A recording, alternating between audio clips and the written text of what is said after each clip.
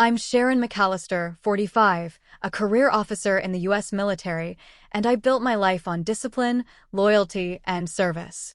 For years, I carried the weight, deployments, relocations, finances, while trusting my husband Eric to stand by me. But the night my commander called to say he'd just seen Eric boarding a flight to Germany with another woman, while Eric was supposedly on the couch in our living room, I made a choice that changed everything. Have you ever been blindsided by someone you gave everything to? If so, share your story in the comments. You're not alone. Before I get into what happened, let me know where you're tuning in from. And if you've ever had to stand your ground after being betrayed, hit that like button and subscribe for more true stories about setting boundaries and reclaiming your worth. What happened next might surprise you. I learned discipline before I learned to ride a bike. My father was a career Navy, my mother Army logistics, and our household ran on precision. Morning inspections of our rooms, evening debriefs over dinner, weekend drills disguised as family activities. While other kids complained about chores, I thrived on the structure. It gave me purpose, direction, something most teenagers spend years trying to find. By 17, I knew I wanted to serve. Not because of family pressure, though my parents beamed when I announced my decision. I wanted it because I understood what it meant to be part of something larger than yourself, to earn respect through competence rather than charm or luck. The recruiter barely had to sell me on anything. I signed my papers the day after graduation. Basic training was tough, but not tougher than growing up in my house. I adapted quickly, excelled in leadership exercises, earned commendations for tactical thinking. My drill sergeants noticed. They pushed me harder, gave me additional responsibilities, watched as I transformed from a disciplined teenager into a soldier they could trust with lives and missions. The years that followed blurred together in the best way. Deployment after deployment, each one teaching me something new about myself and my capabilities. I learned to make decisions under pressure, to lead teams through impossible situations, to carry weight that would crush most people. My superiors took notice. Promotions came steadily, along with increasingly complex assignments and greater responsibility. Then I met Eric during a brief stateside assignment. He was working civilian contracting, supporting military operations from the technical side. Smart, steady, with an easy laugh that made even difficult days seem manageable. He understood the demands of military life without being consumed by them. Where other men I'd dated seemed intimidated by my rank or my independence, Eric appeared genuinely impressed by what I'd accomplished. Our courtship happened across time zones and continents. He'd send care packages to whatever remote location I was stationed at, filled with books, coffee, and handwritten letters that made me laugh out loud in the middle of tactical briefings. I'd call him from secure phones whenever I could, sharing what little I was allowed to about my work, listening to him describe his projects with genuine interest. He proposed during one of my rare leaves, in his apartment kitchen while I was making coffee in civilian clothes that still felt strange after months in uniform. Nothing dramatic, just a quiet, "I want to do this with you for the rest of my life," while sliding a simple ring across the counter. I said yes without hesitation, knowing he understood what he was signing up for, knowing he'd support the career that defined me. The wedding was small, military friends mixing with his civilian colleagues and family. His identical twin brother Josh served as best man, cracking jokes about how Eric had found someone who could actually tell them apart. They looked exactly alike, but their personalities couldn't have been more different. Where Eric was thoughtful and measured, Josh was impulsive, always chasing the next adventure or opportunity. Eric worked steadily toward long-term goals. Josh changed jobs like most people changed clothes. Josh made everyone laugh at the reception with stories about the confusion their identical appearance had caused throughout their lives. Teachers who'd punished the wrong twin, girlfriends who'd kissed Josh thinking he was Eric, employers who'd interviewed one brother and hired the other by mistake. Eric rolled his eyes good-naturedly, but I could see he was proud of his brother despite Josh's restless nature. Marriage changed our dynamic, but not in ways I'd expected. Eric moved to be closer to my duty station, finding contract work that allowed him flexibility when I deployed. He handled the logistics of our shared life, managing finances, maintaining our apartment, dealing with landlords and utility companies while I focused on increasingly demanding assignments. I appreciated his support, but began to notice an imbalance I hadn't anticipated. My military salary provided most of our income, my benefits covered our healthcare, my security clearance opened doors that benefited us both. Eric contributed, but often seemed to take my sacrifices for granted. When I came home exhausted from training exercises or difficult missions, he'd complain about his own relatively minor work frustrations as if they carried equal weight. The pattern became more pronounced as my career advanced. I'd receive orders for deployment or reassignment, and while Eric would support the move publicly, privately he'd express frustration about the disruption to his life, his work, his routines. He benefited from the structure and stability my military career provided, but seemed to resent the demands that came with those benefits. Josh visited often during this period, sometimes staying for weeks when he was between jobs or relationships. He'd joke about being mistaken for Eric, sometimes playing up the confusion when we encountered people who didn't know us well. Eric found it amusing, but I occasionally caught Josh pushing the game too far, enjoying the momentary deception more than seemed appropriate. During family gatherings, I watched the brothers interact with growing unease. Josh would encourage Eric to be more spontaneous, to take risks, to prioritize his own desires over our shared commitments. Their conversations often had an undercurrent I couldn't quite identify, as if they were speaking in code about things I wasn't meant to understand. My career continued its upward trajectory. I earned recognition for my leadership during complex operations, received commendations from superior officers, built a reputation for competence and reliability that opened doors to even more challenging assignments. Eric celebrated my successes publicly, but I sensed his growing discomfort with the gap between our professional achievements and the attention my career commanded. The foundation we'd built together felt solid from the outside, but cracks were forming that I was too focused on my responsibilities to notice. Eric had become comfortable with the benefits of being married to a successful military officer while growing resentful of the sacrifices that success required. Josh's influence encouraged those resentments, planting seeds that would eventually grow into something I never could have anticipated. I should have paid closer attention to the subtle shifts in Eric's behavior, the way he'd grown distant during conversations about our future, the increasing frequency of his business trips and social obligations that didn't include me. I should have questioned why Josh always seemed to be around during my brief leaves, filling space that should have been reserved for my husband and me to reconnect. Instead, I trusted the foundation we'd built, believed in the commitments we'd made to each other, and focused on serving with the distinction my training and character demanded. I had no idea that foundation was already crumbling beneath me. Eric's behavior began changing in ways I initially attributed to work stress. His responses to my calls became shorter, less engaged, as if he was distracted by something more important than our conversations. When I'd ask about his day, his projects, his plans for my next leave, his answers grew vague and evasive.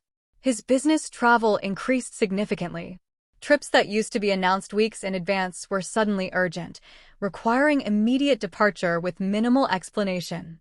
Client emergency, he'd say, grabbing a hastily packed bag. Big opportunity, can't discuss details. I understood that civilian contractors sometimes faced confidentiality requirements, but Eric's explanations felt rehearsed rather than genuine. The texts that used to punctuate my days with humor and affection became perfunctory check-ins. Hope your training went well. Busy day, talk soon. Safe travels. The voice messages that once made me smile during difficult moments disappeared entirely, replaced by brief calls at odd hours when he knew I'd likely be unavailable to talk at length. During my infrequent leaves, I noticed Eric seemed uncomfortable with unstructured time together. He'd schedule dinners with friends, volunteer for weekend work projects, suggest activities that involved other people rather than the quiet reconnection I craved after months of separation. When I mentioned wanting more private time together, he'd accuse me of being antisocial or not appreciating the effort he made to maintain our relationships while I was deployed. Josh's presence during these leaves became more frequent and pronounced. He'd arrive unannounced, stay for meals, insert himself into conversations and activities with an enthusiasm that felt performative. Eric encouraged this involvement, claiming his brother was going through a difficult period and needed family support. I tried to be understanding, but Josh's constant presence made it impossible to address the growing distance I felt from my husband. The brothers' interactions took on an increasingly conspiratorial quality. They'd have whispered conversations that stopped when I entered the room, share meaningful looks during family dinners, reference inside jokes, and shared experiences I wasn't part of. When I asked Eric about these interactions, he dismissed my concerns as paranoia brought on by the stress of my demanding career. My military colleagues began commenting on changes in my demeanor. My usual focus seemed scattered, my decision-making less confident. My commander pulled me aside after a particularly difficult training exercise, asking if everything was all right at home. I assured him it was, but privately began to wonder if Eric's distance was affecting my professional performance in ways I hadn't recognized. Eric's social circle expanded to include people who openly questioned my career choices. At dinner parties, his new friends would make comments about military wives who thought they wore the pants in the family, or joke about men who let their women boss them around. Eric would laugh along with these comments rather than defending me, leaving me to respond to their veiled criticisms alone. The financial dynamics of our relationship shifted as well. Eric began making purchases and travel arrangements without discussing them with me first, despite my military salary funding most of our shared expenses. When I questioned these decisions, he'd remind me that he handled the household finances and I should trust his judgment. The partnership that once felt balanced began to feel like I was funding a lifestyle Eric controlled without my input. His explanations for his frequent travel became increasingly elaborate. Multi-city client presentations, training conferences that could lead to promotion opportunities, networking events essential for career advancement. The details were always vague enough to prevent verification, but specific enough to sound legitimate to someone who wanted to believe them. Josh's role as sympathetic brother-in-law became more pronounced during this period. He'd offer to help with household tasks while Eric was traveling, express concern about how hard I was working, suggest that Eric didn't fully appreciate what I sacrificed for my career. These conversations felt supportive in the moment, but looking back, I realized Josh was gathering information about my schedule, my concerns, my vulnerabilities. The pattern escalated gradually enough that I convinced myself it was temporary stress rather than fundamental change in our relationship.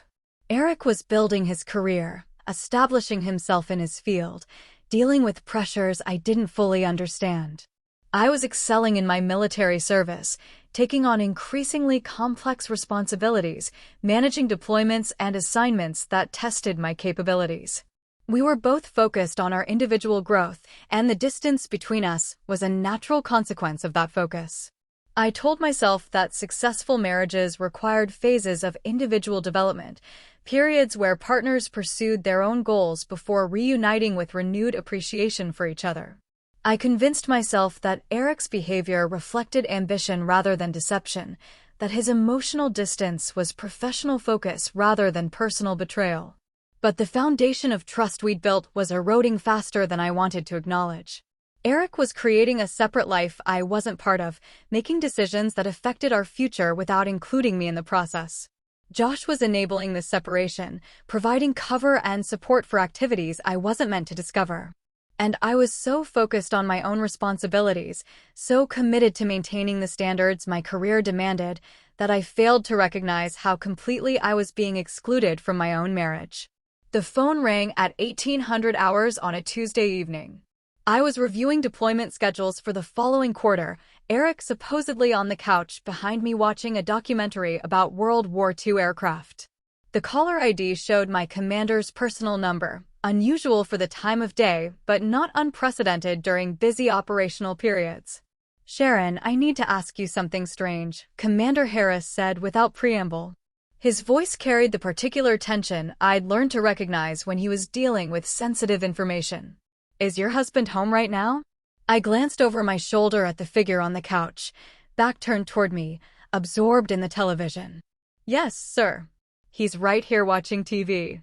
"Why?" The silence on the other end of the line stretched longer than normal communication protocols would allow.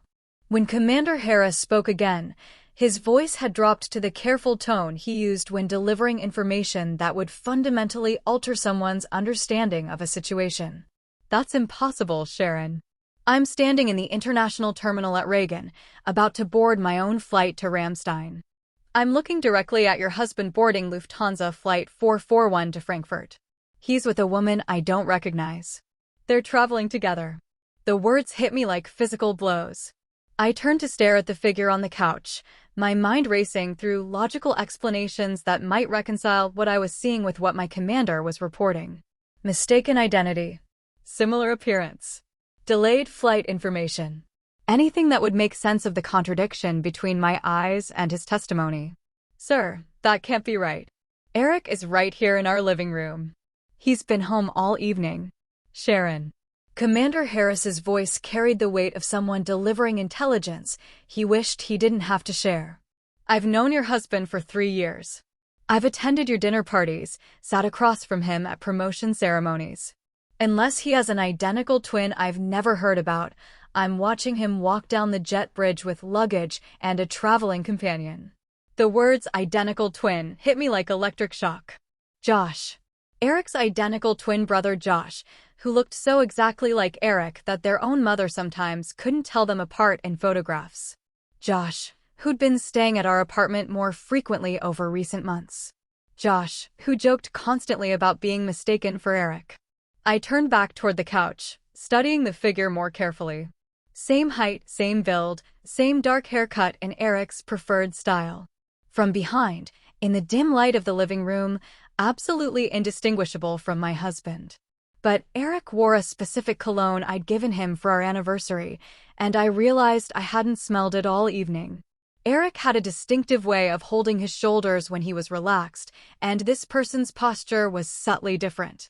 "Commander, I think I need to verify something. Can you hold for just a moment?" "Take your time, Sharon." I approached the couch quietly, my military training automatically engaging the stealth techniques I used during reconnaissance missions.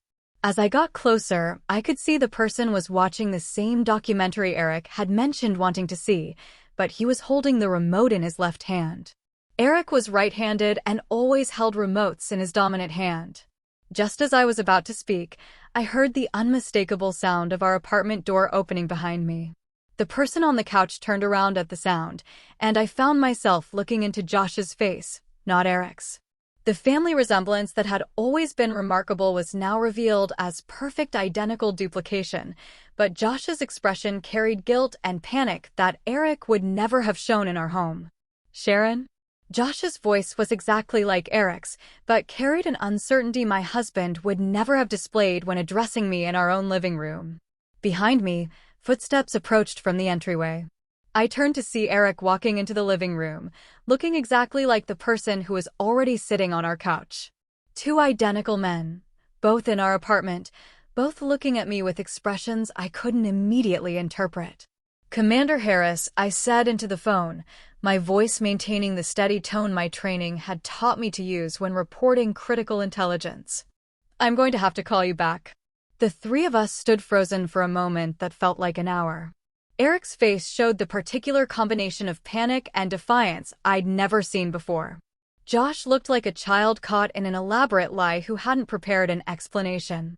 And I felt the foundation of my marriage, my trust, my understanding of my own life shifting beneath me like ground giving way during an earthquake. "How long?" I asked Eric, my voice calm despite the chaos in my chest. "Sharon, I can explain. How long has Josh been covering for you while you travel with other women?" Eric's mouth opened and closed without producing sound. Josh looked at the floor, his guilt obvious even as he tried to disappear into the couch cushions. "The Germany trip," I continued, still holding the phone. "My commander just watched you board a flight to Frankfurt with a woman. Josh has been here pretending to be you, so I wouldn't know you were gone." The silence stretched until Eric finally found his voice. "It's not what you think." "Then explain to me what it is." But even as I asked the question, I knew the explanation wouldn't matter. The elaborate deception, the coordination between the brothers, the months of careful planning required to execute this level of betrayal, These weren't the actions of someone who'd made a mistake. These were the actions of someone who'd been living a double life, so extensive it required a body double to maintain. I looked at Josh, who still couldn't meet my eyes. How many times? Sharon, Eric started. I'm asking Josh. How many times have you pretended to be my husband so he could travel with other women? Josh's answer was barely audible. This is the 4th time. 4 times. For separate trips where Eric had been with other women while Josh sat in our living room, wearing Eric's clothes, watching Eric's preferred television shows, answering Eric's phone, maintaining the illusion that my husband was home with me. For times I'd been completely deceived by an elaborate conspiracy between the 2 people I'd trusted most after my military colleagues. The betrayal was so complete, so carefully orchestrated, that I almost felt admiration for the planning involved. Almost. Instead, I felt something cold and final settling in my chest, the same clarity that came during combat situations when emotion had to be set aside in favor of tactical assessment and decisive action. I walked to the kitchen counter where I kept my service notebook and began writing down dates, times, and details while they were fresh in my memory. Eric and Josh watched me document their deception with the same methodical precision I used to compile intelligence reports. When I finished writing, I looked up at both of them. Pack your things, I told Eric. Both of you. The fallout began immediately. Josh couldn't look at me as he gathered his belongings, mumbling apologies I didn't acknowledge or accept. His shame was obvious but irrelevant. He'd made his choice when he agreed to participate in Eric's deception. The brothers who'd once joked about their identical appearance now seemed diminished by it, their genetic similarity transformed into evidence of shared moral bankruptcy rather than family bond. Eric tried multiple approaches to minimize what had happened. First, he claimed the relationship with the other woman was purely professional, despite the obvious problems with that explanation. Then he insisted the deception was Josh's idea, that he'd been reluctant to participate.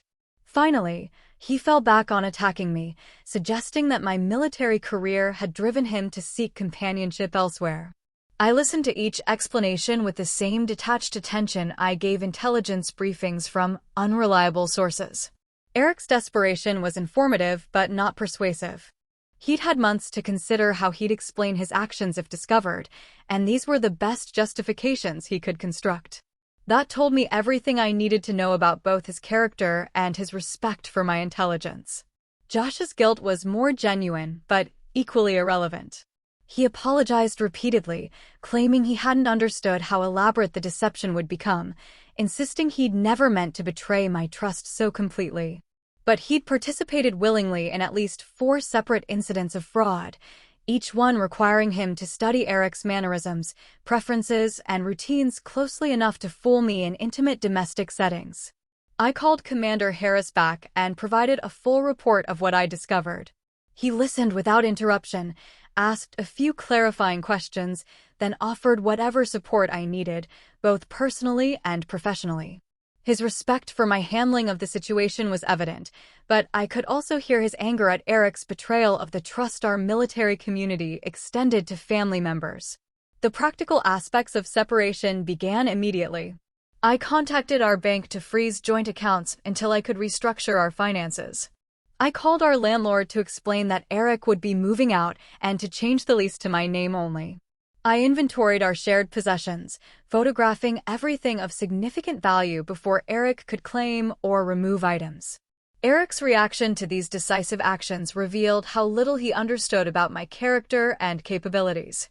He seemed genuinely surprised that I wasn't willing to negotiate, to hear more explanations, to consider reconciliation. He'd apparently expected that discovering his betrayal would make me more desperate to preserve our marriage, not less willing to tolerate his presence. The woman Eric had been traveling with called our apartment 2 days after the confrontation. She identified herself as Rebecca and asked to speak with Eric about their business arrangements. Her tone suggested she had no idea Eric was married, that he'd constructed an entirely separate identity for their relationship. I gave her our address and suggested she come by to discuss Eric's business arrangements in person. When Rebecca arrived, she was younger than me, professionally dressed, carrying a briefcase that suggested legitimate business purposes. Her confusion when she saw our wedding photos was genuine. Eric had told her he was single, building a consulting business that required frequent travel, looking for an experienced partner to help expand his client base. I showed Rebecca documentation of our marriage, our joint financial accounts, our shared lease, and the timeline of Eric's trips that coincided with their business relationship. She was intelligent enough to recognize immediately that she'd been deceived as completely as I had been. Her anger at Eric was more explosive than mine, but her betrayal was more recent and less foundational than what I'd experienced. Eric's carefully constructed double life collapsed rapidly once both women understood the scope of his deception. Rebecca terminated their business relationship and threatened legal action for fraud. I began divorce proceedings and filed for exclusive use of our apartment. The network of lies Eric had maintained required constant attention and energy, and once it began unraveling, he couldn't repair it quickly enough to prevent complete exposure. Josh disappeared entirely after the first week, apparently unable to face the consequences of his participation in Eric's schemes. I heard through family members that he'd moved to another state, found temporary work, and was avoiding contact with anyone who might ask about his role in the deception. His shame was appropriate, but his absence left Eric without the ally he'd relied on to maintain his elaborate fraud. My military colleagues rallied around me with the loyalty and support I'd expected, but hadn't wanted to need. They understood betrayal in ways civilian friends couldn't, recognized the particular violation of trust that occurred when someone you'd trusted with your life proved unworthy of that faith. Their anger on my behalf was fierce, but controlled, their support practical and unwavering.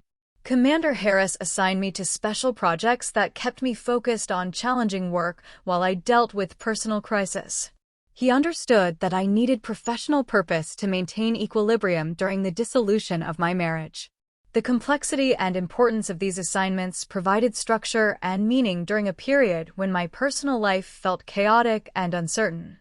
Eric's attempts at reconciliation became increasingly desperate as the full consequences of his actions became apparent. He'd lost his consulting contracts when Rebecca exposed his fraudulent business practices. His reputation in the professional community where he'd built his career was destroyed by revelations about his deceptive personal conduct. The comfortable life he'd built on the foundation of my military benefits and steady income was dismantled along with our marriage. But his efforts to repair our relationship were too little, too late, and too obviously motivated by his need for the stability and support I provided rather than genuine remorse for the betrayal itself. Eric wanted to preserve the benefits of being married to me without accepting responsibility for the actions that had destroyed my trust. He couldn't understand that trust, once broken so completely, couldn't be restored through apologies or promises. The divorce proceedings moved forward with military efficiency. I documented everything, provided comprehensive evidence of Eric's deception, and presented a clear case for dissolution based on irreconcilable differences and breach of marital trust. Eric's legal representation was minimal. He couldn't afford quality counsel after losing his income sources and facing potential legal action from Rebecca's business partners. I kept detailed records throughout this period, treating the dissolution of my marriage like a military operation that required careful planning, precise execution, and thorough documentation. The emotional work of processing Eric's betrayal happened separately from the practical work of rebuilding my life, allowing me to maintain the professional competence my career demanded while dealing with personal devastation. The final divorce decree was granted 6 months after I discovered Eric's deception. By then, I'd restructured my finances, established independent housing, and refocused on military assignments that utilized my skills and experience. Eric had moved in with relatives in another state, struggling to rebuild a career damaged by his own fraudulent conduct. I realized during this period that Eric's betrayal, while devastating personally, had revealed strengths I hadn't fully recognized. My ability to function under extreme stress, to make difficult decisions quickly, to maintain professional standards despite personal crisis, these capabilities served me well beyond military operations. I was more resilient than I'd known, more capable of independence than I'd tested, stronger than the circumstances that had tried to break me.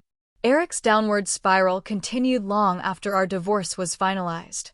Without the structure and support my military career had provided, he struggled to establish stable employment or relationships.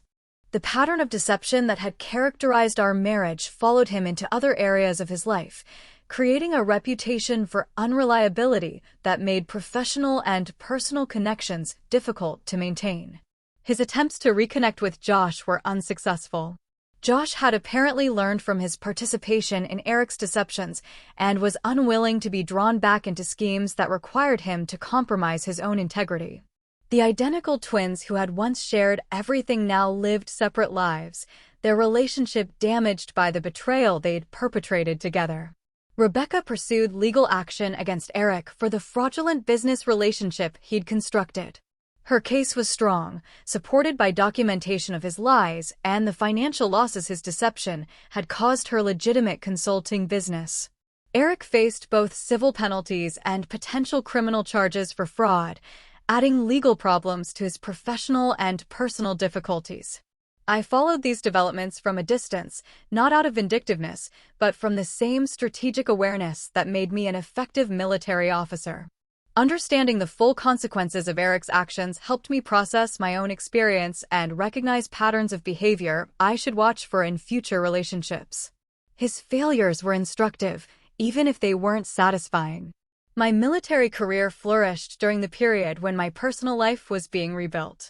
The same qualities that had made me an effective wife and partner, loyalty, reliability, attention to detail, commitment to shared goals, made me an exceptional officer when focused entirely on professional responsibilities. My superiors recognized my capabilities and provided opportunities for advancement that might not have been available if I'd remained distracted by domestic concerns. Commander Harris became a mentor during this period, helping me navigate the intersection between personal crisis and professional responsibility. He'd seen other military families destroyed by similar betrayals and understood how to maintain operational effectiveness while dealing with fundamental changes in personal circumstances. His guidance was practical rather than emotional, focused on helping me use my experience to become a stronger leader.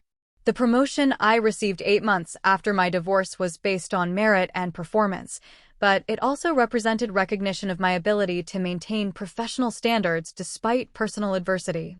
The ceremony was attended by military colleagues who'd supported me throughout the difficult period, creating a sense of family and belonging that replaced what I'd lost in my marriage. I invested in myself during this rebuilding period in ways I'd never prioritized while married.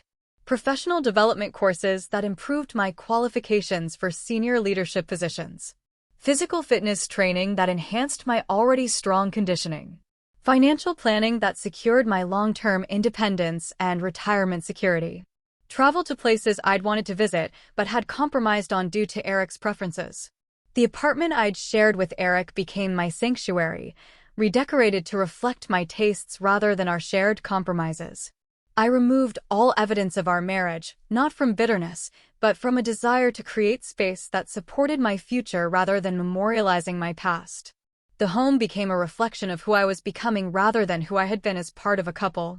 My relationship with Josh remained permanently severed. He made several attempts to apologize and explain his actions, but I had no interest in maintaining connection with someone who'd participated so willingly in deceiving me.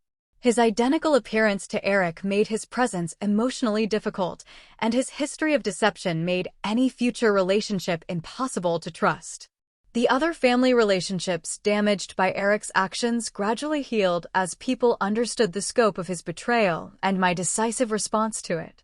Eric's parents, initially confused by our divorce, eventually acknowledged their son's responsibility for the marriage's failure. They maintained respectful contact with me, expressing regret about losing a daughter-in-law they genuinely valued. I began dating again 2 years after the divorce, approaching new relationships with hard-earned wisdom about trust, respect, and compatibility. My experience with Eric had taught me to recognize red flags I'd previously ignored and to value actions over words when assessing someone's character. I was more selective but also more confident in my ability to build healthy relationships based on mutual respect and shared values. The men I met had to understand and respect my military career, not just tolerate it as Eric had pretended to do. They needed to demonstrate reliability through consistent actions over time, not just initial charm and promises. They had to show genuine interest in my thoughts, goals, and experiences, not just appreciation for the benefits and stability I could provide. Some potential relationships ended early when men revealed expectations that I should compromise my career ambitions for their comfort or convenience. Others faded when it became clear they were attracted to the idea of dating a military officer more than they were interested in knowing me as an individual. I learned to recognize these patterns quickly and end relationships before significant emotional investment. The relationship that eventually developed into something serious began as friendship with another military officer who understood the demands and rewards of service life. We worked together on joint operations, building trust through professional collaboration before exploring personal compatibility. Our relationship developed slowly, based on demonstrated respect and shared values rather than chemistry and promises. I was more cautious the second time, more protective of my independence, more insistent on maintaining my individual identity within the partnership.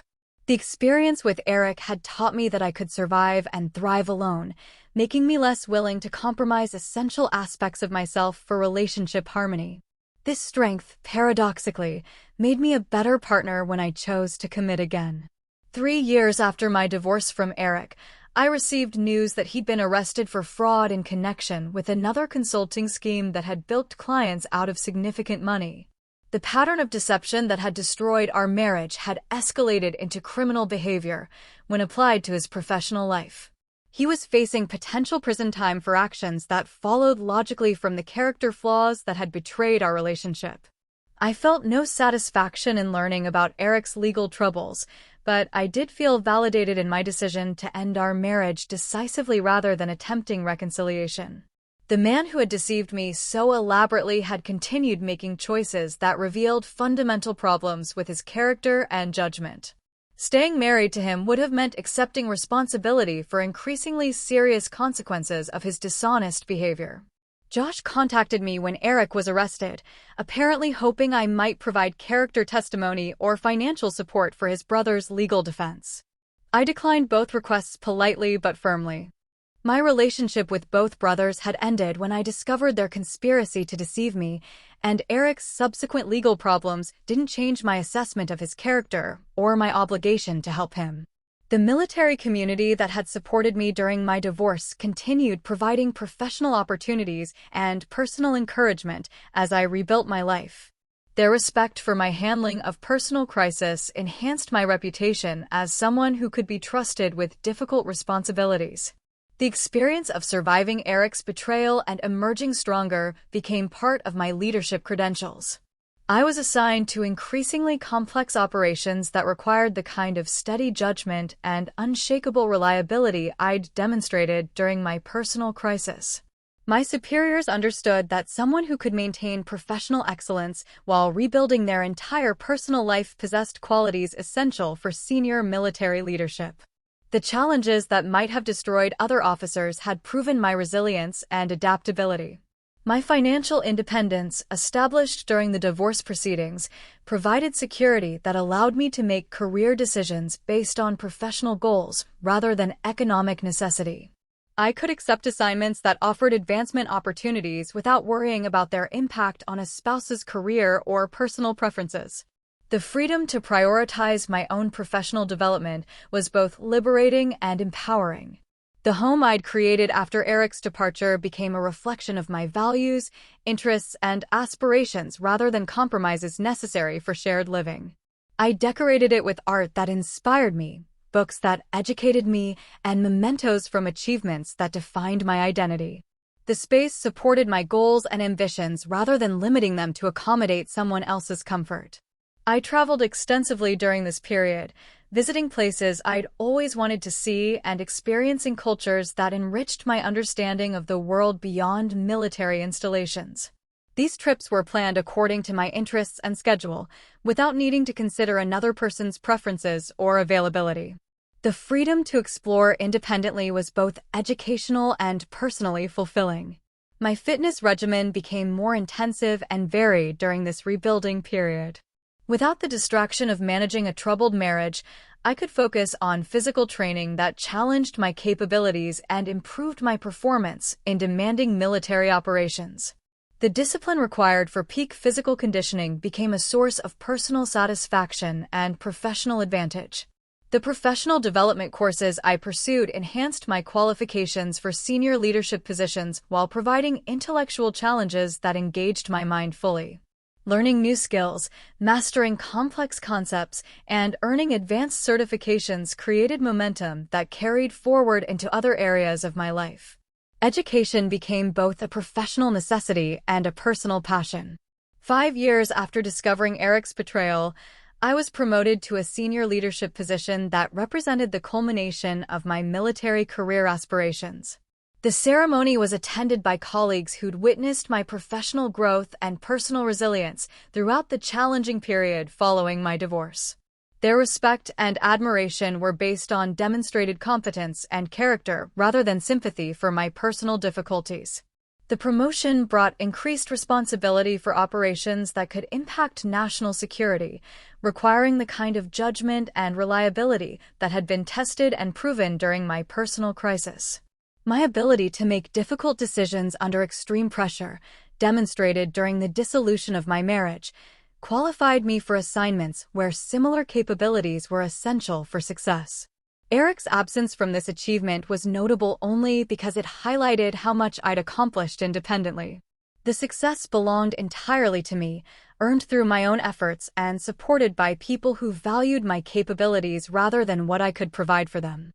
The promotion represented validation of choices I'd made to prioritize integrity and independence over convenience and compromise. I reflected often during this period on the difference between justice and revenge. Revenge would have involved actively working to destroy Eric's life and reputation, using my military connections and resources to ensure his personal and professional failure. Justice, instead, meant removing him from my life and allowing the natural consequences of his choices to unfold without my intervention or assistance. Eric's downward trajectory after our divorce was entirely self-inflicted. His legal troubles, financial difficulties, and damaged reputation resulted from continued patterns of deception and fraud, not from any actions I took against him. I had simply refused to enable or protect him from the consequences of behavior that would have eventually destroyed him regardless of our relationship status. The strength I discovered during the crisis became a permanent part of my character, informing how I approached challenges in both personal and professional contexts. I was more confident in my judgment, more willing to make difficult decisions quickly, more comfortable with independence and self-reliance. The experience had revealed capabilities I might never have developed if Eric hadn't forced me to rebuild my entire life.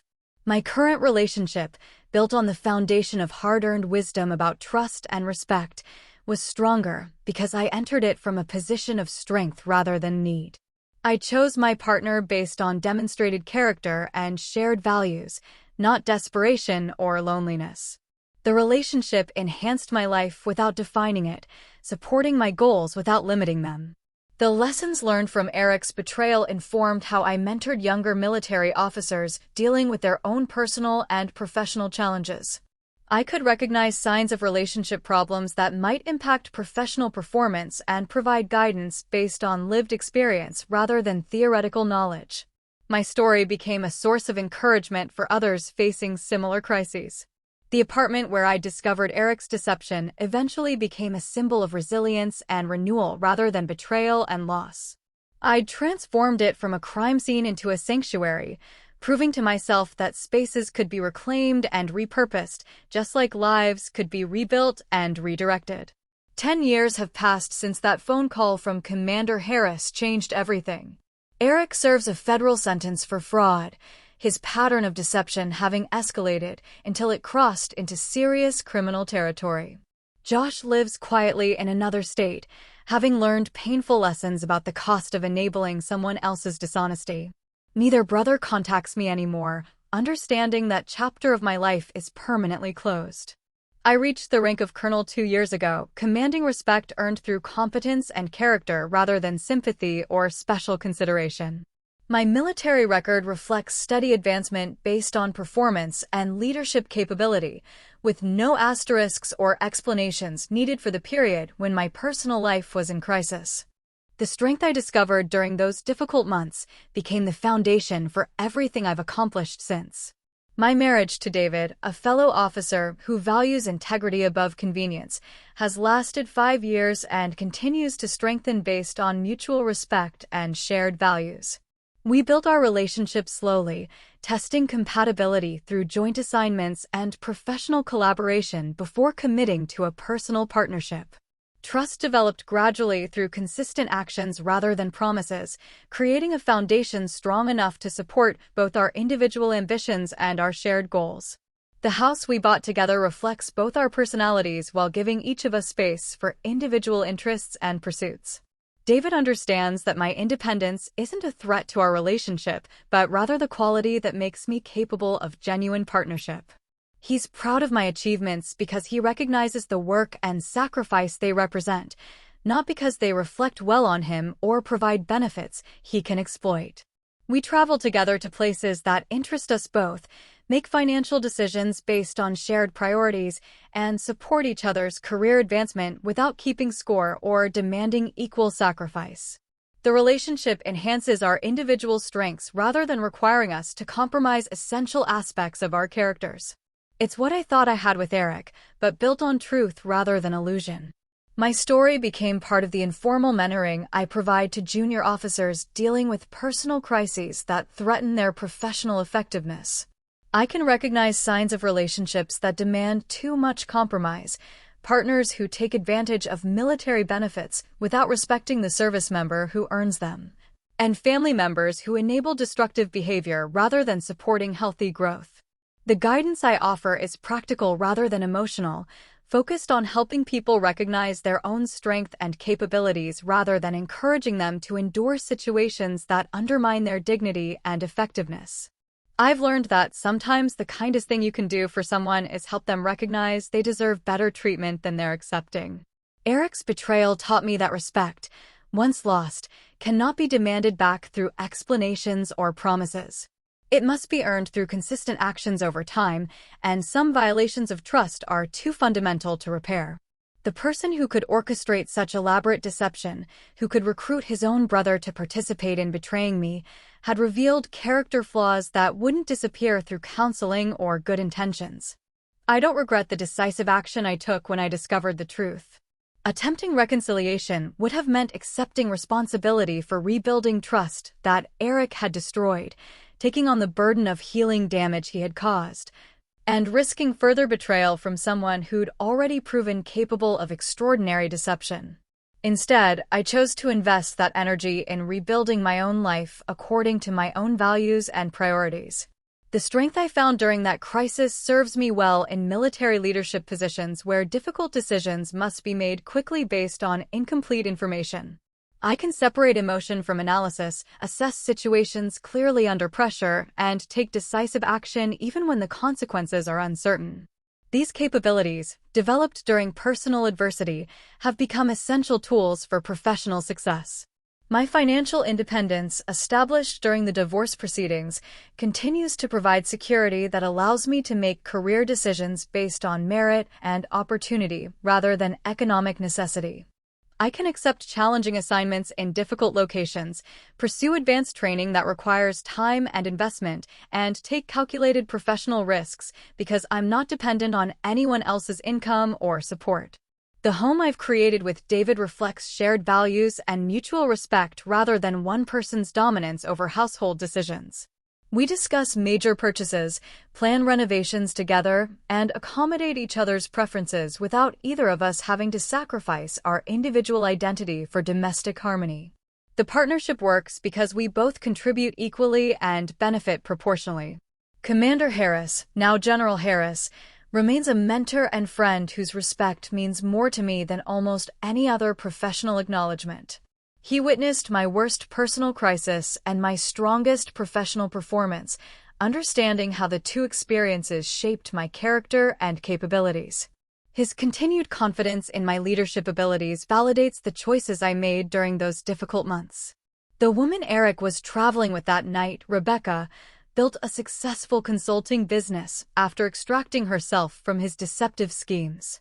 We maintain occasional contact, not because of our shared experience with Eric's betrayal, but because we respect each other's professional competence and personal resilience. She learned the same lessons I did about trusting actions over words and choosing partners based on demonstrated character rather than initial charm.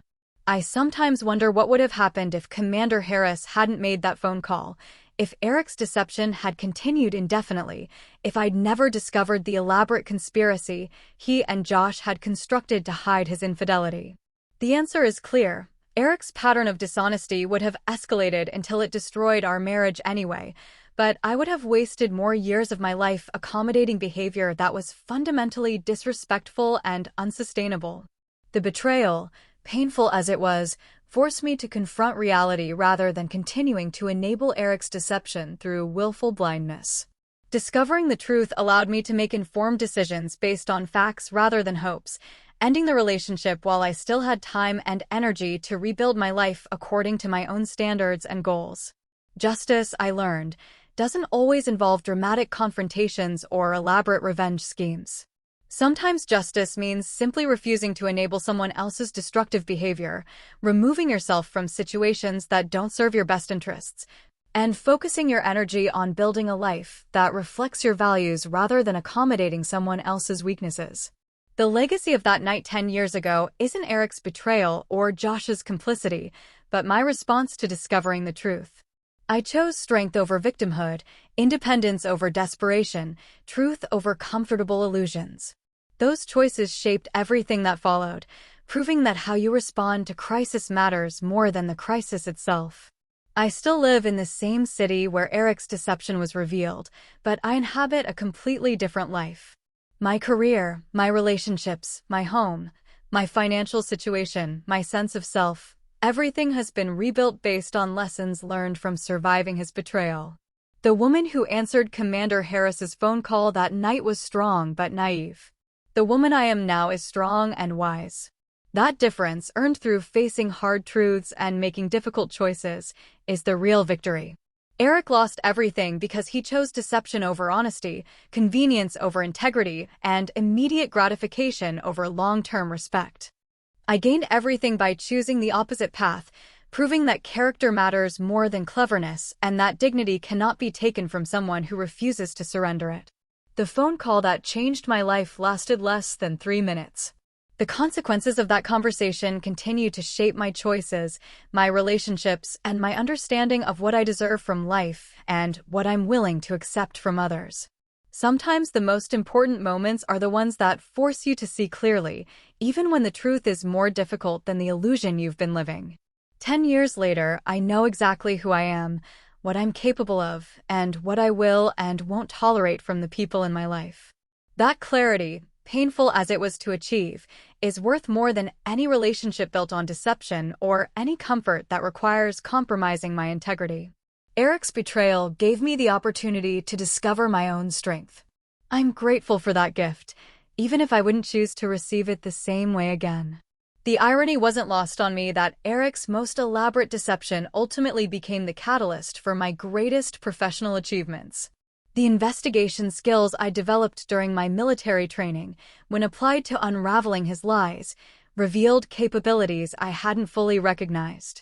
The attention to detail, the ability to piece together disparate information, the instinct for recognizing inconsistencies, these talents served me well beyond personal crisis management. 3 years after my promotion to colonel, I was selected for a joint task force investigating financial irregularities in defense contracting. The assignment required someone who could analyze complex patterns of deception, identify fraudulent documentation, and build cases based on circumstantial evidence. My superiors chose me not despite my experience with Eric's betrayal, but because of it.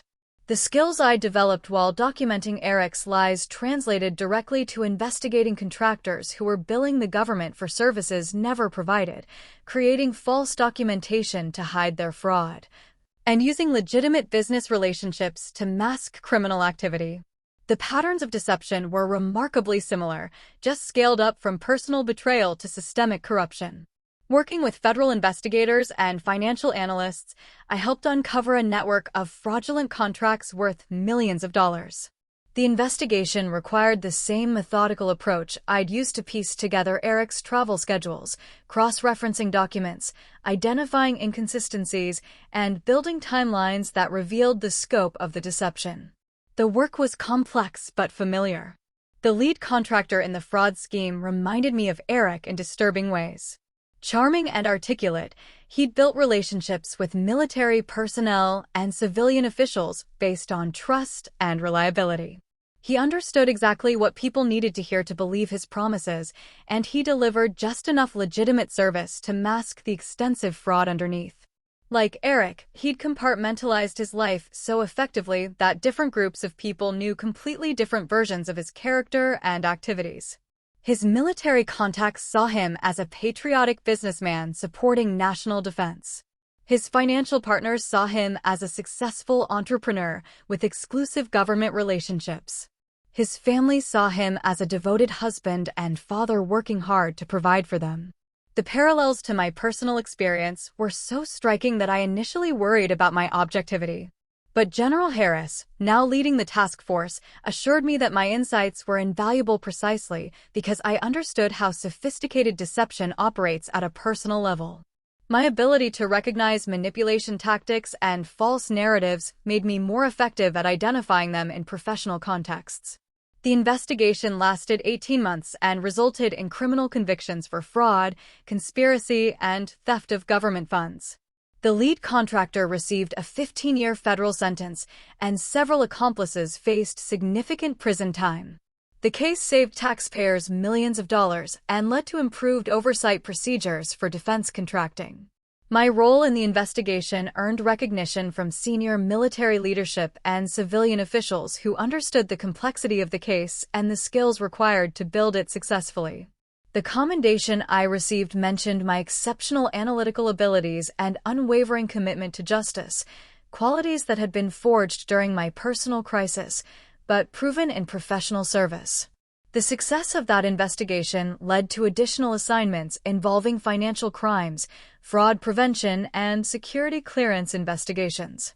I became known within military intelligence circles as someone who could unravel complex deceptions and build solid cases based on careful analysis of documentary evidence and behavioral patterns.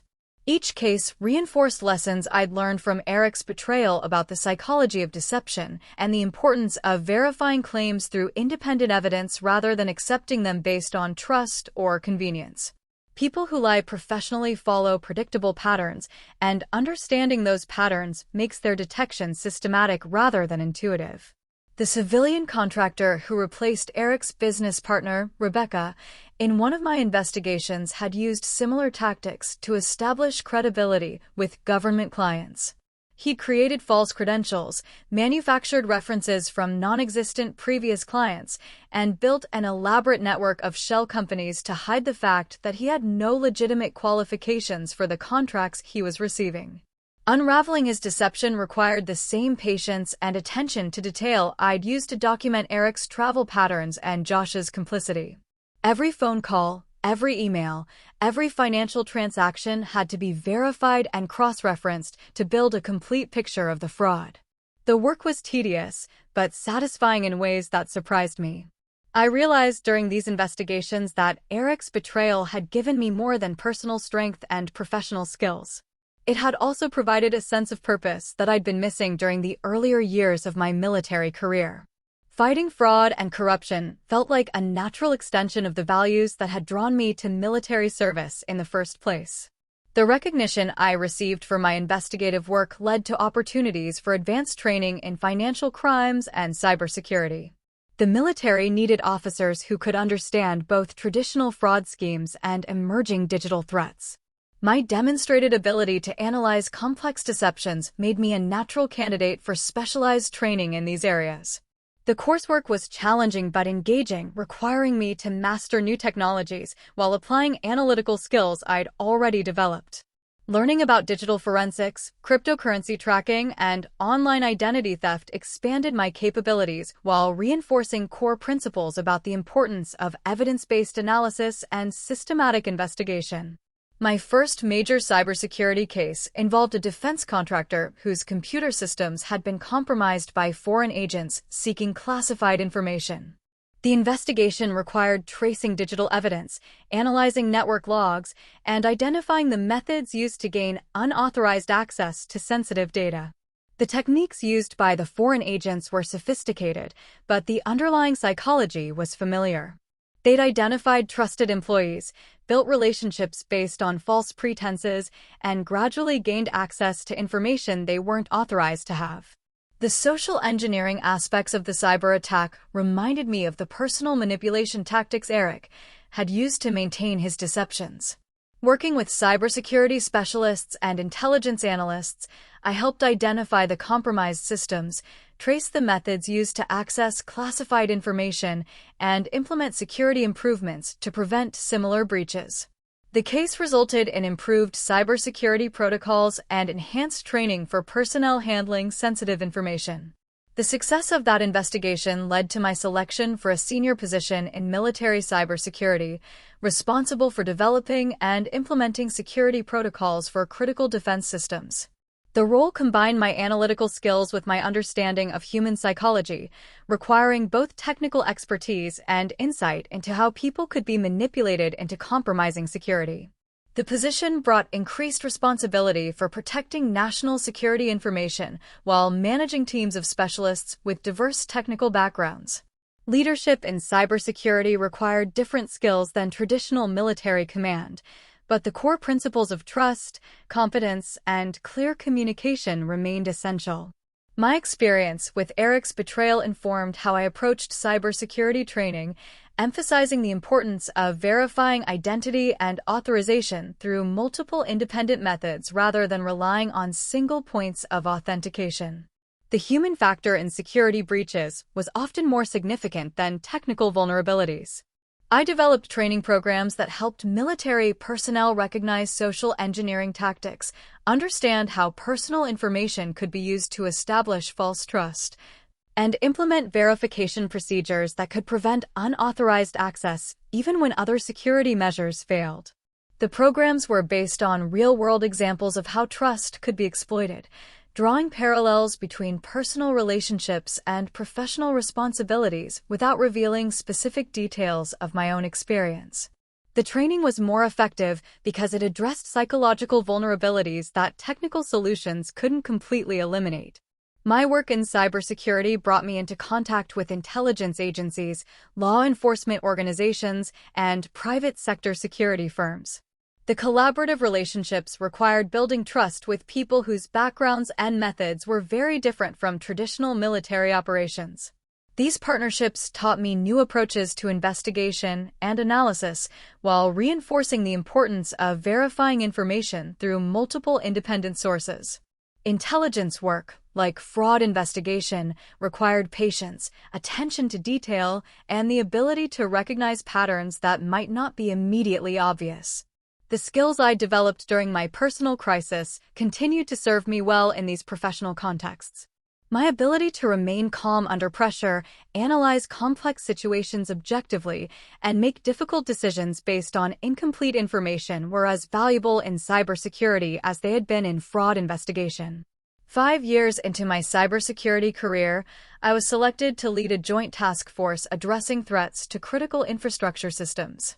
The position required coordinating between military and civilian agencies, managing classified information, and developing strategies to protect essential services from both foreign and domestic threats. The responsibility was enormous, but I felt prepared for it in ways I might not have been if Eric's betrayal hadn't forced me to develop resilience, independence, and analytical capabilities under extreme pressure. The personal crisis that could have destroyed my career had instead created the foundation for my greatest professional achievements. My current role involves briefing senior government officials on cybersecurity threats, testifying before congressional committees about infrastructure vulnerabilities, and working with international partners to address global security challenges. The work requires the same attention to detail and commitment to truth that I'd learned to value during my personal crisis. The recognition I've received for my cybersecurity work includes awards from both military and civilian organizations, but the satisfaction comes from knowing that my efforts contribute to protecting the country I've spent my career serving. The purpose I've found in fighting fraud and deception has evolved into a broader mission of safeguarding national security. David's support throughout my cybersecurity career has been unwavering, reflecting the solid foundation of trust and mutual respect we built during our courtship. He understands that my work sometimes requires travel, long hours, and handling information I can't discuss at home. His own military career gives him context for these demands that Eric never possessed. Our relationship continues to strengthen because we both contribute to it from positions of individual strength rather than need or dependency. David's pride in my achievements is genuine because he recognizes the work and sacrifice they represent, not because they provide benefits or status he can claim for himself. We've discussed the possibility of starting a family, but both of us understand that timing will depend on career demands and personal readiness rather than external pressure or biological deadlines. The decision will be made based on our shared goals and capabilities, not because either of us feels incomplete without children or pressured by family expectations. The financial security I've built through my military career provides options that many couples don't have. We can afford quality childcare if we decide to have children, plan for education expenses, and maintain the professional flexibility that both our careers require. Independence has created possibilities rather than limitations. My relationship with my parents has evolved as they've watched me rebuild my life and achieve professional success beyond what they probably imagined when I first enlisted. They're proud of my resilience as much as my achievements, understanding that the strength I've demonstrated serves both personal and professional purposes. They occasionally mention grandchildren, but without the pressure or expectations that might have characterized their comments if I'd remained married to Eric. They respect the life I've built and the choices I've made, recognizing that my happiness comes from professional fulfillment and personal integrity rather than conforming to traditional family structures. My father, now retired from his Navy career, sometimes asks for my perspective on current security challenges and cybersecurity threats. Our conversations have evolved from his mentoring me about military life to my sharing insights about contemporary threats that didn't exist during his service years. These discussions reinforce how much my expertise has developed since the days when I was a young officer learning basic leadership skills. The knowledge I've gained through specialized training and practical experience has made me a resource for other military families dealing with security concerns in an increasingly complex threat environment. The mentoring I provide to junior officers has expanded beyond personal crisis management to include career development in cybersecurity and fraud investigation. Young officers seeking advancement in these specialized fields benefit from understanding both the technical requirements and the personal qualities necessary for success. I emphasize the importance of analytical thinking, attention to detail, and emotional resilience when working in fields that require investigating deception and managing sensitive information. The psychological demands of cybersecurity work can be significant, and officers need to develop coping strategies that maintain their effectiveness over long careers. My experience with Eric's betrayal, while I don't share specific details, provides context for discussing how personal challenges can either undermine or strengthen professional capabilities, depending on how they're handled. The lessons about trust, verification, and independent analysis apply to both personal relationships and professional responsibilities. The junior officers I mentor understand that cybersecurity and fraud investigation require different skills than traditional military operations, but the core values of integrity, competence, and service remain essential. Success in these fields depends on character as much as technical expertise. Some of these officers have faced their own personal crises while building their careers, and they benefit from understanding that professional excellence can coexist with personal adversity if both are handled with wisdom and determination. The example I provide shows that setbacks don't have to derail careers if they're used as opportunities for growth and learning. The cybersecurity threats we face today are more sophisticated than anything previous generations of military officers had to address, but the principles of defense and protection remain constant. Understanding how adversaries think and operate, anticipating their methods, and implementing countermeasures require the same strategic thinking that has always characterized effective military leadership. My role in protecting critical infrastructure systems brings daily reminders that the work we do has immediate consequences for civilian safety and national security. Power grids, water treatment facilities, transportation networks, and communication systems all depend on cybersecurity measures that must evolve constantly to address emerging threats. The responsibility is sobering, but it's also energizing in ways that remind me why I chose military service in the first place. The opportunity to contribute to something larger than myself, to use my capabilities in service of important goals, and to work with dedicated professionals who share similar values provides meaning that transcends personal satisfaction.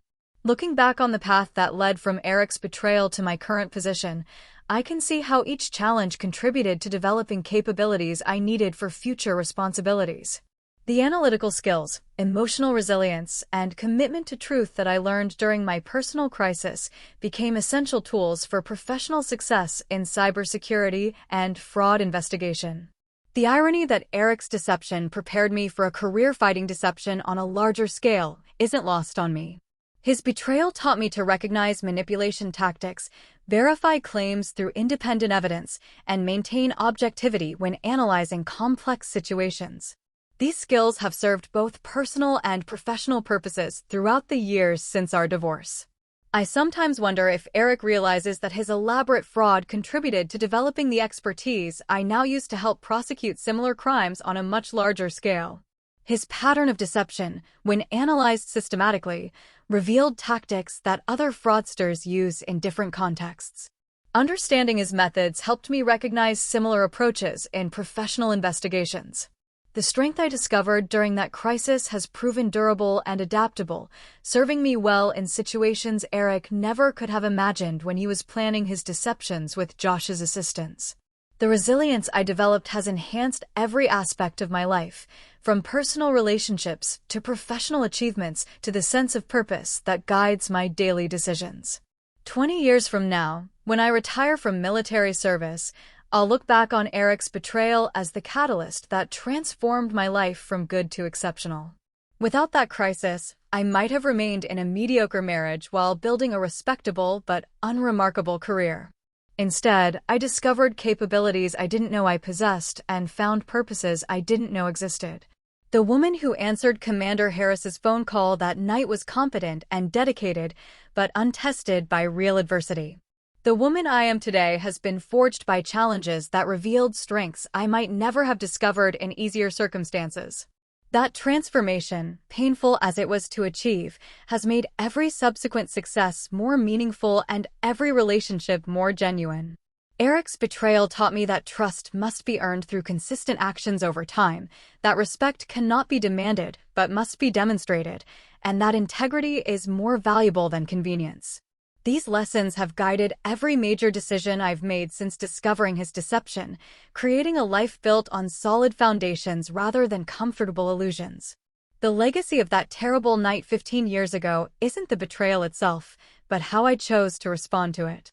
That response set in motion a series of decisions and opportunities that have shaped my entire adult life, proving that crisis can be the beginning of greatness if it's handled with wisdom, courage, and unwavering commitment to truth. That's how I learned the truth and why I chose to walk away. Have you ever trusted someone only to find out they were living a double life? How would you have handled it if you discovered not just betrayal, but a family member helping to cover it up? Let me know your thoughts in the comments. And if you've ever had to rebuild after being deceived, share your experience. You never know who might need to hear it. Don't forget to like, subscribe, and hit the bell so you don't miss more true stories about setting boundaries, choosing strength, and moving forward.